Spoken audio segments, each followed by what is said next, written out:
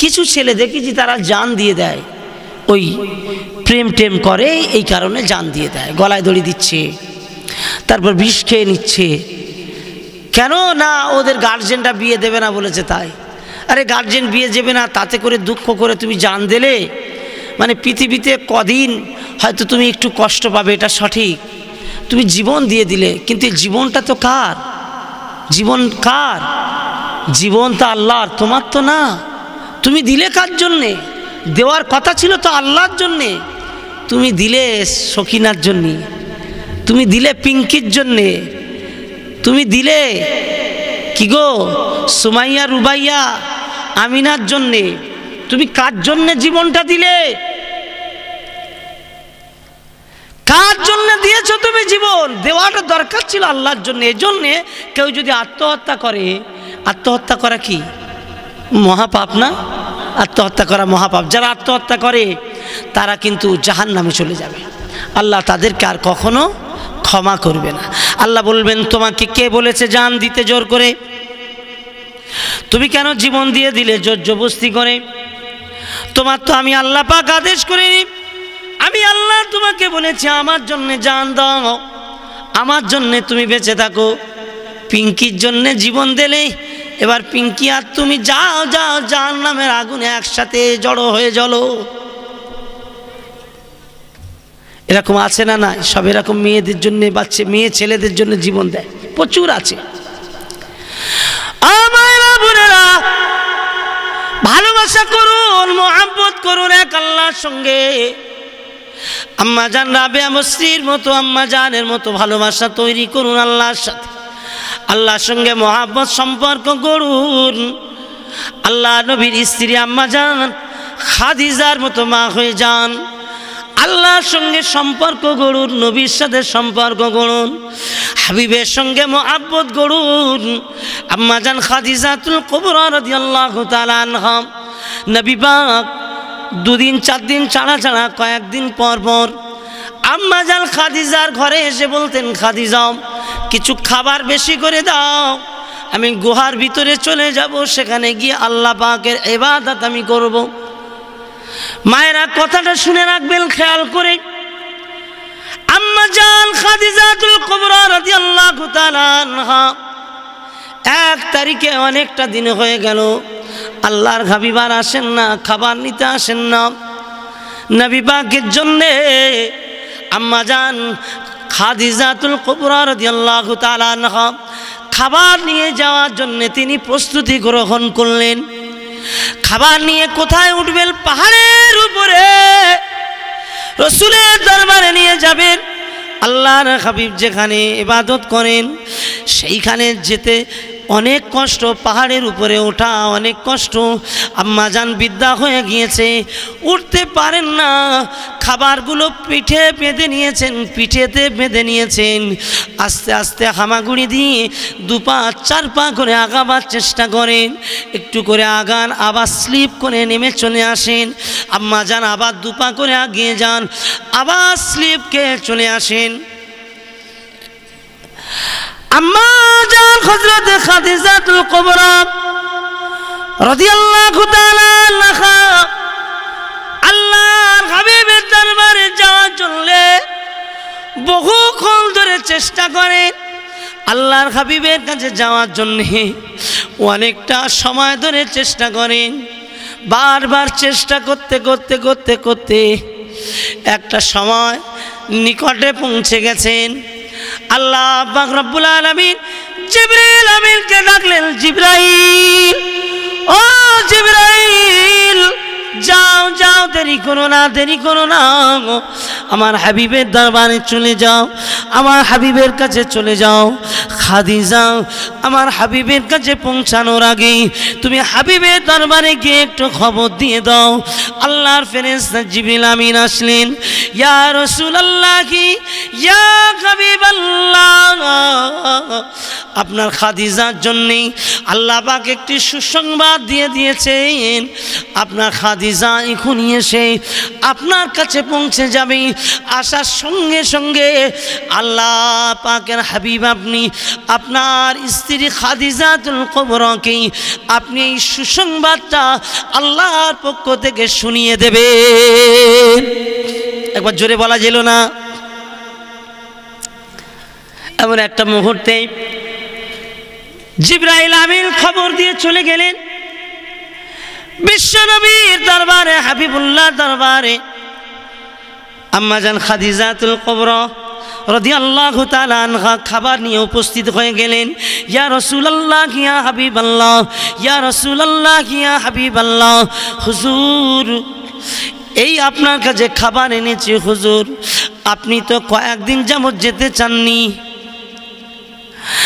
রাসূলুল্লাহ দয়া নবী নূর নবী হাবিবুল্লাহ দরবারে যখন আম্মা জান খাদিজা রাদিয়াল্লাহু তাআলা আনহা গিয়ে পৌঁছে গেলেন, ঠিক ওই সময় আম্মা জানকে লক্ষ্য করে বললেন, ও খাদিজা তুমি বড় কষ্ট পেয়েছো খাদিজা, আমি জানি অনেক কষ্ট করে পাহাড়টা বেয়ে উঠেছো খাদিজা, তোমার কষ্টের বিনিময়টা আমি কেমনে দেব? আমার আল্লাহ পাক রব্বুল আলামিন আল্লাহ তাআলা তোমার কষ্ট দেখে খুশি হয়ে গেছে, তোমার কষ্ট দেখে আল্লাহ রাজি হয়ে গেছে। জিবরিল আমিন পাঠিয়ে দিয়েছিলেন, ও খাদিজা তোমার কষ্ট দেখে আমার আল্লাহ স্বয়ং নিজে তোমাকে সালাম জানিয়েছে। জবান খুলে বলেন না সুবহানাল্লাহ? আর একটু সকলে বলেন সুবহানাল্লাহ। মুখের কাপড় সরিয়ে রেখে বলেন সুবহানাল্লাহ। নারে তাকবীর। সম্পর্ক কার সঙ্গে খাদিজা? জোরে বলেন। হাবিবের সাথে। হাবিবের সাথে সম্পর্ক করার বিনিময়ে সালাম দিলেন কে? আল্লাহ। হাবিব এখন আছে না নাই? আমার রসুল জিন্দা নবী, পৃথিবীতে হায়াতে নাই কিন্তু তিনি জিন্দা নবী। জোরে বলা যাবে না? পৃথিবীতে বিদায় নিয়েছেন নূর নবী, জিন্দা নবী। আজও সম্পর্ক করা যাবে কি যাবে না? জোরে বলেন। কারা কারা সম্পর্ক করতে চান হাত তুলে দেখি, যে হ্যাঁ আমার হাবিবের সাথে সম্পর্ক। সকলে হাত তুলে। আল্লাহ লিখছেন, ধরে রাখেন না, একটু যন্ত্রণা করবে, খালি নামিয়ে দেওয়ার জন্য চেষ্টা। কি হয়েছে একটু ধরে রাখেন। আল্লাহ আমার হাবিবের সাথে সম্পর্ক গড়তে চায় আমার ভাইরা, আল্লাহ আমার মায়েরাও গড়তে চায়। আল্লাহ আমার হাবিবের সাথে সম্পর্ক সকলের গড়ে দাও। জোরে বলেন আমিন। আর একটু জোরে বলেন আমিন। হাবিবের সাথে সম্পর্ক গড়ার জন্যে শুধু একটা ইতিহাস আপনাকে শোনাই। হাবিবের সাথে সম্পর্ক গড়ার জন্য কি করণীয় আমাদের জীবনে? আল্লাহর হাবিব দয়া নবী নূর নবী বললেন, আমার সাথে সম্পর্ক গড়ার একটা মাত্র উপায়, আমি রাসূলুল্লাহ আমার ভালোবাসা। কুল ইন কুনতুম তুহিব্বুনাল্লাহ ফাত্তাবিউনি ইউহিব্বুকুমুল্লাহ। আমার আল্লাহ পাক বললেন, আমার হাবিবের ইত্তেবা করো, ভালোবাসো, হাবিবের সাথে সম্পর্ক করো। জীবনে মনে মনে ভাবছেন আমরা কেমন করে হাবিবের সাথে সম্পর্ক করব? আমাদের তো সেই মুরদ নেই। আমরা এত অন্যায় করেছি, এত পাপ করেছি, এত গুনাহ করেছি, কেমনে করে সম্পর্কটা নবীর সাথে গড়ব? এই রমজান এসে গেল সামনে, মাহে রমজান যখন এসে গেল, আমি আপনাদেরকে বলবো সুযোগ আল্লাহ পাক দিয়েছেন। আল্লাহ পাক রহমত, নাজাত, মাগফিরাত 10 10 10 10 করে 3 10 30 আল্লাহ 3টে ভাগে বিভক্ত করেছেন। আমার আল্লাহ কোরআনে বলেছেন, ইয়া আইয়ুহাল্লাযীনা আমানু তুবু ইলাল্লাহি তাওবাতান নাসুহা। হে ঈমানদারেরা, তোমরা তওবা নাসুহা করো, আমি আল্লাহ পাক তোমাদেরকে মাফ করে দেব। কি করো? কি করো? তওবা নাসুহা করো, তাওবাতুন নাসুহা করো। হাবিবের সাথে সম্পর্ক করার জন্য এমনি হবে না, আগে তওবা করে নিতে হবে। আল্লাহ তাওবাতুন নাসুহা কি? তাফসীরে এসেছে তাওবাতুন নাসুহা সম্পর্কে, তাওবাতুন নাসুহা হলো এমনই আল্লাহর সঙ্গে এমন ওয়াদাবদ্ধ হয়ে যাওয়া, এমন তাওবাতুন নাসুহা মানে এমন শুকনো কাঠ যখন জ্বালানি করে উনানের ভিতরে যখন দিয়ে দেওয়া হয়, দেখবেন ওই কাঠের ভিতর দিয়ে একটা ধোঁয়া বাহির হয়, হয় না হয় না? এই হয় না হয় না? শুকনো কাঠের ভিতর দিয়ে ধোঁয়া বাহির হয়। তাফসীর কারকেরা লিখেছেন তাওবাতুন নাসুহা মানে এমন তুমি এমন তওবা করো, তোমার তওবাটা সত্য কি মিথ্যা, তোমার তওবাটা সঠিক কিনা, সত্য তাওবাতুন নাসুহা কিনা প্রমাণ তখনই হবে যখন তুমি তোমার জীবনে তওবা করে আল্লাহর কাছে এমন জারে জার হয়ে কাঁদবে, যখন তোমার ভিতর দিয়ে বিনয়ী হয়ে যাবে আল্লাহর কাছে, নিজেকে যখন লুটিয়ে দেবে, আল্লাহ আমি এত পাপ করেছি, আমার পাপ ক্ষমা করার মতো আর কেউ নাই, এমন যখন তুমি লুটিয়ে দেবে, তোমার লুটিয়ে দেওয়া মনের ভিতরে সত্যি তুমি লুটিয়ে দিয়েছো কিনা, তোমার পাপের কথা একদিকে অন্তরে যখন মনে আসবে, একদিকে যখন অন্তরে মনে জাগবে, আল্লাহ অমুক দিন অমুক অন্যায় করেছিলাম, অমুক দিন অমুক গুনাহ করেছিলাম, অমুক মহিলার পিছনে পিছনে ঘুরেছিলাম, অমুক পার্কে গিয়ে জেনা করেছিলাম, অমুক হোটেলে সময় কাটিয়েছিলাম, অমুক মহিলার কাছে ফোন করে আমি তাকে পরকীয়ার প্রস্তাব দিয়েছিলাম, এই যে দুনিয়ায় অন্যায় করেছো এইগুলো মনে করে যখন আল্লাহর কাছে তওবা করবে, আল্লাহর কাছে কাঁদবে, আল্লাহ পাক রব্বুল আলামিন বললেন যখন তোমার অন্তর দিয়ে কান্নার পানিটা চোখ দিয়ে যখন ঝরঝর করে বুক ভেসে যাবে, তোমার তাওবাতুন নাসুহা আল্লাহর কাছে কবুল হয়ে যাবে। কোন রকম মুখে পড়ে নিলে না, তোমার ভিতরে যন্ত্রণা শুরু হয়েছে কিনা, অপরাধের কারণে যন্ত্রণা হচ্ছে কিনা, অপরাধের কারণে যদি যন্ত্রণা হয় তাহলে জানবে তোমার তাওবাতুন নাসুহা হচ্ছে। আর অপরাধ করার বিনিময়ে যন্ত্রণা যদি না আসে, আল্লাহর খৌফ ইলাহির যন্ত্রণা যদি না আসে, তাহলে তোমার তাওবাতুন নাসুহা হলো না। ভাইরা আমার, কথা বলছি আপনাদের কাছে, আপনাদের কষ্ট হচ্ছে কিনা আমি জানি না, কিন্তু আমি চেষ্টা করছি এত রাস্তা আসার পরে যেন কিছু দিয়ে যেতে পারি। আমার আলোচনা কি আপনাদের বুঝে আসছে না আসে না একবার বলুন যে আসছে? প্রিয় আম্মা জানেরা, একটি ছোট্ট রাসূলুল্লাহর সাহাবীর জীবনের একটি হাদিস আপনাকে শুনিয়ে দিই। আদর্শ দেখিয়েছেন, না না আমি কারের উপরে জুলুম করি না, আমি কারের উপরে অত্যাচার করি না। আল্লাহর হাবিব পাক জামানে বলেছেন আল মুসলিমু মান সালিমাল মুসলিমুনা মিন লিসানিহি ওয়া ইয়াদিহি। আমি রাসূলুল্লাহ দয়া নবী বলছি, একজন মুসলমান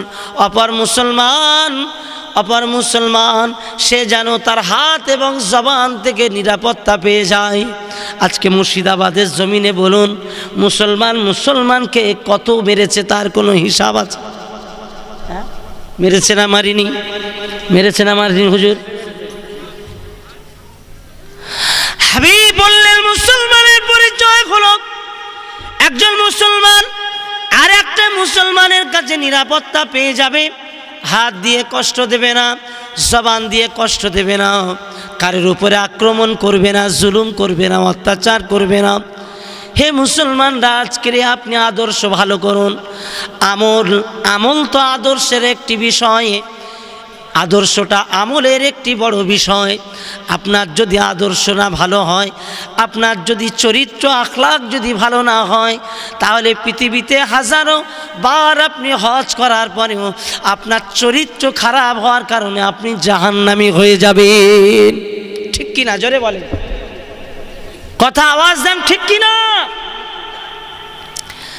মায়েরা এত আমল করে, রমজান মাস আসে, মাহে রমজান এসে গেছে, কয়দিন পরে রমজান এসে যাবে আমাদের মাঝে, আর মাত্র মাঝখানে 2টা দিন আছে।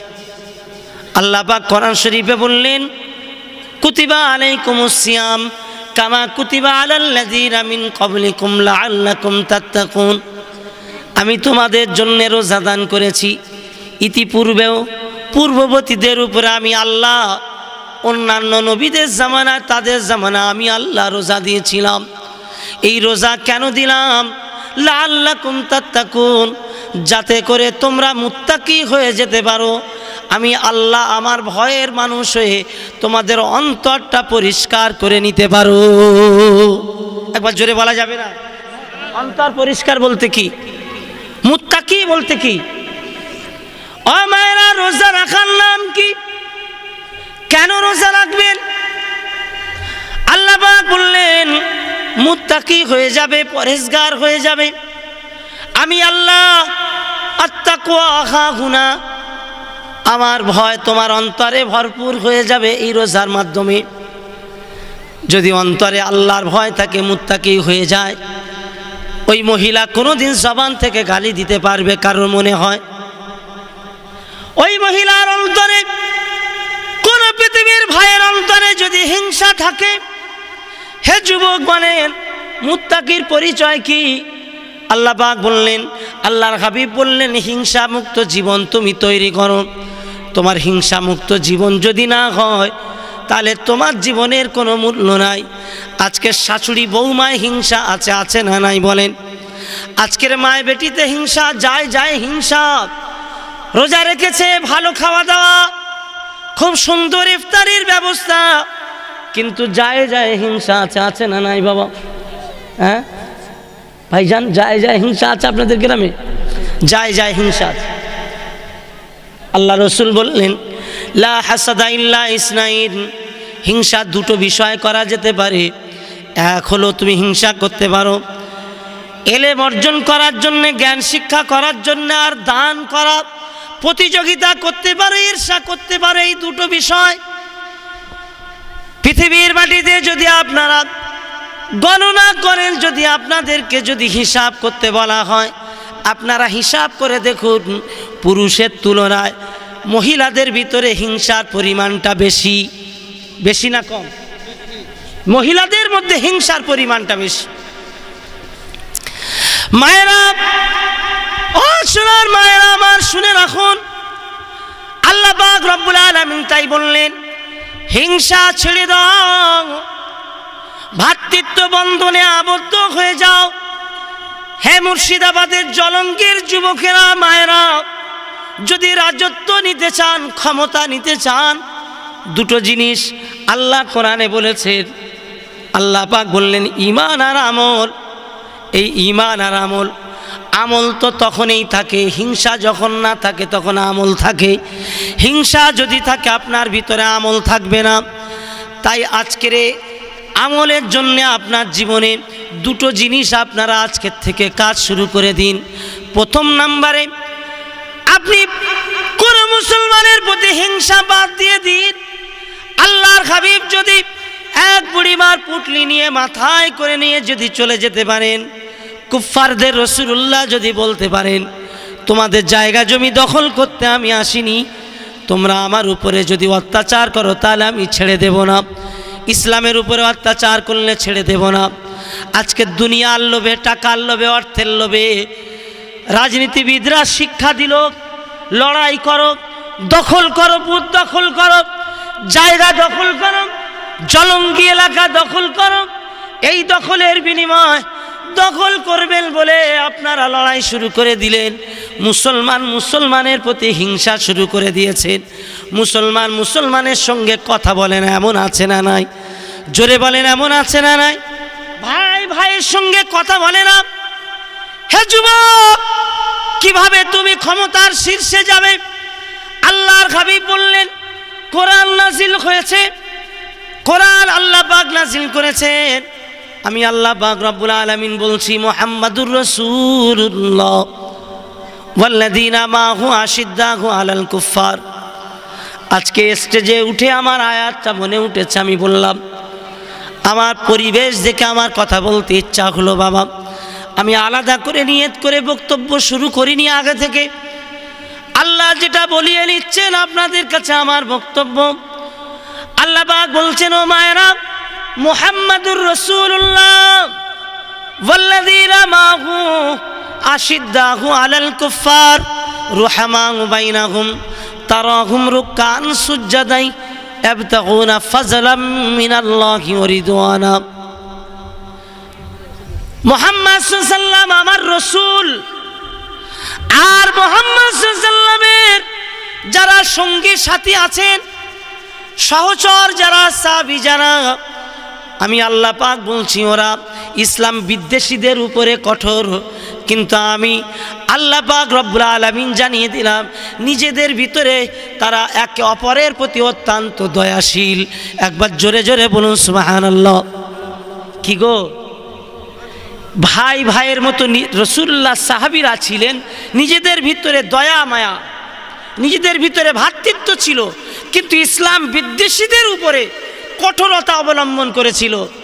আজকে যেখানে ৯৯% মুসলিমের বাস, সেখানে একটা ভালো মুসলমান নেতা হতে পারিনি। হয়েছে? হয়েছে? তাহলে বলেন, আজকে ভ্রাতৃত্বটা মুসলমানের মধ্যে রাখতে পারিনি, হিংসা রেখেছি। আব্দুলের ছেলে সে বড় নেতা হবে, ওর হিংসা করো। কে হবে? না, সেই এক, সেদিকে এক কি আছে, বাবলু সর্দার, তাদের ছেলেটা হবে, ওদের সাথে ঘুরবে। কেন? কেন? আপনার কলিজার ভাই, আপনার মুসলমান ভাইয়ের পাশে দাঁড়াতে পারিনি, কিভাবে ক্ষমতার শীর্ষে যাবেন? আল্লাহ বলছেন হিংসা ছেড়ে দাও, হিংসা ছেড়ে দাও, ভ্রাতৃত্ব করো, নচেত তোমরা সম্মানের শীর্ষে যেতে পারবে না। দেশে হিংসা আছে না নাই? জোরে বলুন, হিংসা আছে না নাই? কটা বাজলো গো বাবা? এখন তো বাজিনি। তাহলে এত পাগলের মতো সব কেন? গ্রামে কি মানুষজন কম নাকি? কমই আছে। ও, মানুষজন কমই আছে, তাহলে আমার বক্তব্য শুরুটা ঠিক আছে, সব দেশ বিদেশে যায়, ঠিক তো নাকি? কেউ রাগ করছেন না তো? আমি খুব ভালোবেসে কথা বলছি, আপনাদের রাগ হচ্ছে নাকি? খুব ভালোবেসে বলছি। আপনারা কি সুন্দর সব মায়েরা বসে আছে, আপনারাও বসে আছেন, তাই না? পাশাপাশি বসে আছেন সব, তো আপনাদের ঘরের মায়েরা যা বসে আছে এখানে, ততটাই যদি পুরুষেরা থাকতো তাহলে সমান সমান হতো। তার মানে নিশ্চিত এখানে যে সমস্ত মায়েরা আছেন তাদের স্বামীরা বাড়িতে নাই, এই রকম বেশি আছে, কি ঠিক কিনা বলেন? যদি থাকতো তাহলে তারা তো থাকতো যে আমার গিন্নিটা যখন ময়দানে বসে মাহফিল শুনছেন, তাহলে আমার যাওয়া উচিত। কি কথা বললে হবে না, কথা শুনুন, আলোচনা শুনুন। আজ আমার বক্তব্য, আমার ভাইরা, আমার জওয়ানেরা, যুবকেরা, আমাদের গোলামতি করতে হবে কার? জোরে বলেন। আমরা গোলামতি করব কার? কিন্তু গোলামতি করছি কাদের? তাগুতের, যারা শয়তানের তাবেদারি করে, শয়তানদের গোলামতি করে, তাদের গোলামতি করছি। হে মায়েরা, স্বামীদেরকে বোঝান, তাদেরকে ফিরিয়ে আনুন। সম্মান দেওয়ার মালিককে, অত ইজ্জুমান তাশা অত জিল্লুমান তাশা। আল্লাহ ইজ্জতের সর্বোচ্চ মাকাম আল্লাহ দান করবেন যদি আপনারা সঠিক হয়ে দাঁড়িয়ে থাকতে পারেন। বাপজি আমার শুনে রাখুন, মক্কা জমিনে রাসূলুল্লাহ দয়ার হাবিব 10,000 সাহাবী নিয়ে মক্কা জমিন দখল করে নিলেন। আল্লাহর হাবিব কাবার চাবিটা নিয়ে বললেন, আজকে আল্লাহ পাক আমার হাতে কাবার চাবি দিয়ে দিয়েছেন, কিয়ামত পর্যন্ত এই কাবার চাবি আর কেউ হস্তক্ষেপ করতে পারবে না। কোনো বেদিন বেঈমান আজ হস্তক্ষেপ করতে পারিনি। রাসূলুল্লাহর বিজয়, ইসলামের বিজয় আল্লাহ পাক দান করে দিয়েছেন। হে নওজোয়ান সোনার মানিকেরা, আজকে যদি আপনারা বিজয় পেতে চান, দুনিয়ার জমিনে যদি সম্মান পেতে চান, তাহলে আপনাদেরকে কিছু কাজ করতে হবে। আজকে মুর্শিদাবাদ জলঙ্গির জমিনে এই পবিত্র মাহে রমজান মাসকে লক্ষ্য করে আমাদের জীবনের চরিত্রটা বদলে নিতে হবে। প্রথম কাজ হলো আমাদের চরিত্র বদলাতে হবে। যদি আমরা চরিত্র না বদলাতে পারি, তাহলে আমাদের জীবনে ওয়াজ শুনে আর লাভ হবে না। কি তাহলে কি আপনারা বলবেন আমি কি আপনাদের বলতে চাইছি যে চরিত্র খারাপ? না না, এমন ভুল বুঝবেন না যেন। চরিত্র বদলানো মানে আমার আল্লাহ পাক রব্বুল আলামিন বললেন লাকাদ কানা লাকুম ফি রাসূলিল্লাহি উসওয়াতুন হাসানা, তোমরা সেই চরিত্রের অধিকারী হয়ে যাও যে চরিত্রের নমুনা উত্তম আদর্শে উত্তম নমুনা করে আমি আমার হাবিবকে দুনিয়াতে পাঠিয়েছি।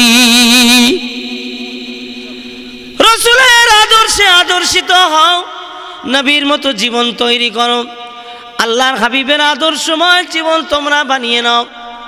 ওগো আল্লাহর মাহবুবেরা, খাওয়ার জন্যে, পড়ার জন্যে, টাকার জন্যে, সম্পদের জন্যে আমরা সব কাজ করে নিজেদের জীবনটাকে চালিয়ে দিলাম। মৃত্যুর কাছাকাছি সময়, আর হয়তো 10 বছর বাঁচতে পারে, কেননা 70 বছর বয়স হয়ে গেছে। এবার বলছে মসজিদে ঘন ঘন যাব। এই রকম আছে না নাই বাবা? আছে না নাই? আল্লাহ পাক কোরআনে একটা জায়গায় বললেন কুল ইন্না সলাতি ওয়া নুসুকি ওয়া মাহইয়ায়া ওয়া মামাতি লিল্লাহি রাব্বিল আলামিন।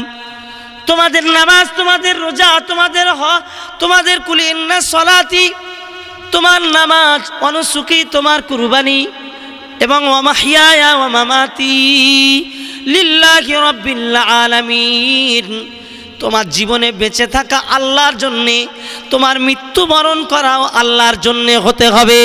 একবার জোরে জোরে বলুন সুবহানাল্লাহ। 2-1 জন মৃত্যুবরণ করে হবে হবে ইনশাআল্লাহ। জি জি জি বসেন। জি, মৃত্যুবরণ কার জন্য হবে? আল্লাহর জন্যে। বেঁচে থাকাটা কাদের জন্য হবে? আল্লাহর জন্যে। আল্লাহর জন্যে বেঁচে থাকা, আল্লাহর জন্যে মৃত্যুবরণ করা। প্রিয় ভাইরা, আমার মায়েরা আছে তো না চলে গেছে সব? হ্যাঁ মাশাআল্লাহ, ঠিক আছে, চলুক শেষ করে দেবো। একটু দোয়া করে দেবো না, আলোচনা করবো আর একটু। আপনারা যদি হাত তোলেন তাহলে আলোচনা করবো। হাত তোলেন দেখি। জি আলহামদুলিল্লাহ। কই দেখি কারা কারা শুনতে চায়? হ্যাঁ বাহ মাশাআল্লাহ। এই আপনারা এই চাদর গায়ে এই কাছাকাছি আসেন তো, মুখটা দেখি একটু ভালো করে, এই কাছাকাছি সরে আসো বাবা। হ্যাঁ 7-8টাই থাক, এত টাকা মাইক ভাড়া করে। জি অসুবিধে কি? কথা হোক, শুয়ে পড়েন এখানে, কোনো অসুবিধে নেই। ঘুম লাগছে? 2-1টা মেয়ে ছেলের জন্য যুবকেরা প্রাণ দেয়, দেখেছেন? ওই রেলে কাটে, গলায় দড়ি দেয়, বিষ খায়, দেখেছেন? এ বাবু দেখেছেন না দেখেন? বলেন। হ্যাঁ বলেন। রেল নাই এদেশে? বলেন কি জলঙ্গি রেল নাই? বহরমপুর। আপনাদের সকলের তো গলায় দড়িতে মরা উচিত। হ্যাঁ বেঁচে আছেন কেন? হ্যাঁ সকলেরই তো মরে যাওয়া দরকার। কোন রাজ্যে বাস করছেন? জলঙ্গি একটা সুনামধন্য জায়গা, সেখানে আজও পর্যন্ত রেল নাই, অথচ এখান থেকে রেল ধরতে গেলে কত কিলোমিটার? 65 কিলোমিটার পরে একটা রেলের ব্যবস্থা। আমি এই মজলিস থেকে সরকারের কাছে আবেদন করব, সরকারের কাছে বলবো এই জেলাটাকে লক্ষ্য করে দেখার জন্যে। আমরা বাংলার বিভিন্ন প্রান্তে যাই, আমাদের কথা কিন্তু বাংলার মানুষ শোনে। বলো শোনে, হাজার হাজার লাখ লাখ টাকা দিয়ে শোনে। আর আপনাদের কথা শুনে টাকা দিয়ে আপনাদের ভাড়া করে আনতে হয়। আমরা টাকা দিয়ে লোক ভাড়া করি না, লোক টাকা খরচ করে আমাদের কথা শুনতে আসে। ঠিক কিনা ভুল জোরে বলেন?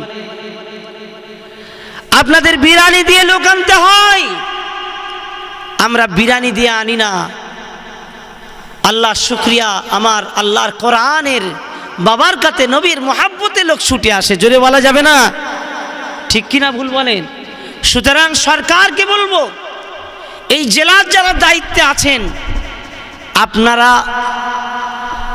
উপযুক্তভাবে পদক্ষেপ গ্রহণ করুন, উপযুক্তভাবে পদক্ষেপ গ্রহণ করুন, যাতে এই জেলার ঐতিহ্য বাঁচে। জি পদক্ষেপ আপনাদের নিতে হবে। আপনারা ভোট চাইতে আসেন কিভাবে? লজ্জা লাগবে না আপনাদের?